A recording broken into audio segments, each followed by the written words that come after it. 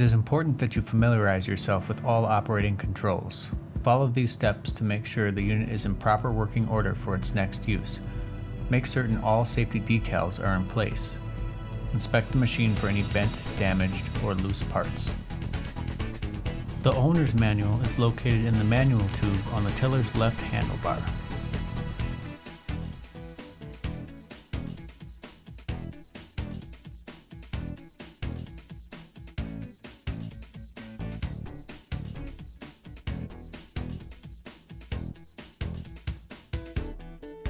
Check to be sure that the drag stake is installed. Also make sure that it moves freely by pulling out the depth bar adjustment pin and sliding it up and down.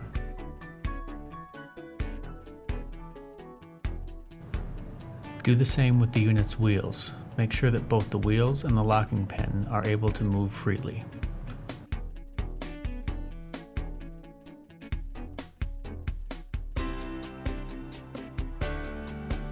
Inspect the machine and engine for signs of oil or fuel leaks. Only check the oil when the machine is level.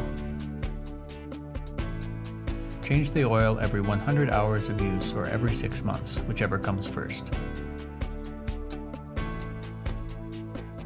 There is a fill location on each side of the engine.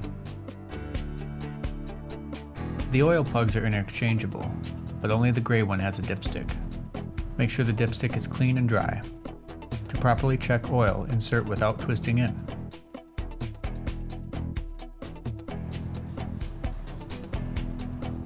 Oil should cover nearly all of the crisscross pattern, but it should not spill out of the oil fill reservoir.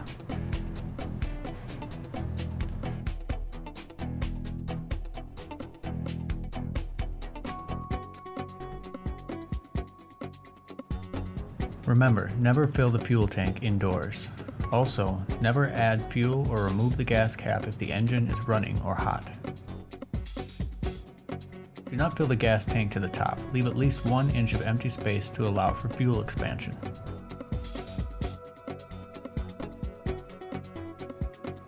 And make sure to clean up any fuel spills if they occur. Tighten the gas cap securely. Make sure all nuts and bolts on the unit are tight. Inspect that all clevis pins are installed on the tiller tines.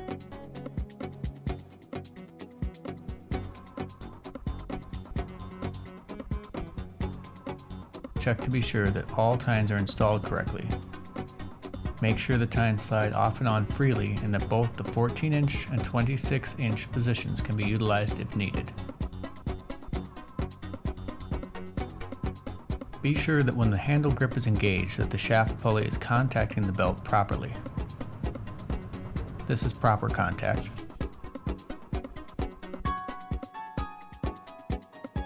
This is improper contact.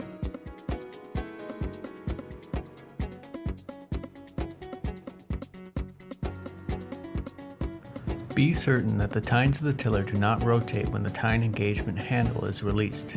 If this happens, the tiller must be serviced before it can be used again.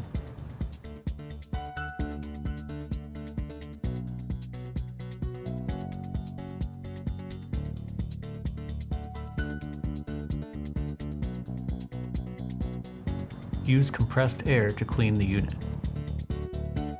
You may use a pressure washer or hose to clean the tines of dirt and debris. However, never use water to clean near the carburetor. Doing so can force water into the air cleaner and soak the filter element. If water enters the carburetor or engine cylinder, it can damage the unit. The cooling fins, air vents, muffler, carburetor, and linkages must always be kept free of dirt and debris. Make sure they are cleaned before every use. Clean the air filter daily using compressed air.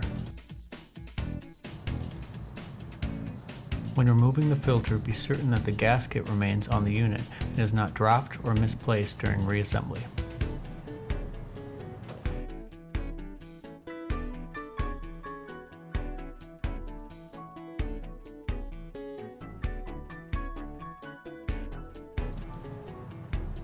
When using compressed air to clean the air filter and the pre-cleaner, spray mostly from the inside outward.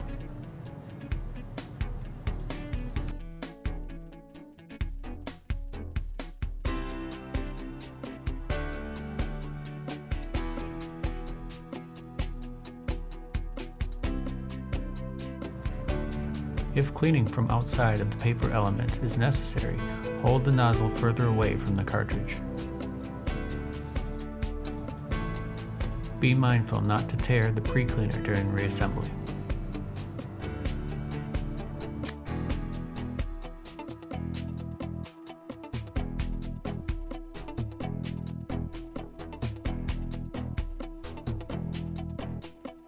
Service the air filter every 25 hours of operation. Specific instructions for doing this can be found in the operator's manual. Use any type of dry lubricant or a very small amount of 30 weight oil as needed in the following areas: the tine engagement lever, wheel bearings, don't forget to spin the wheels, wheel support locking pin and bracket, drag stake adjustment,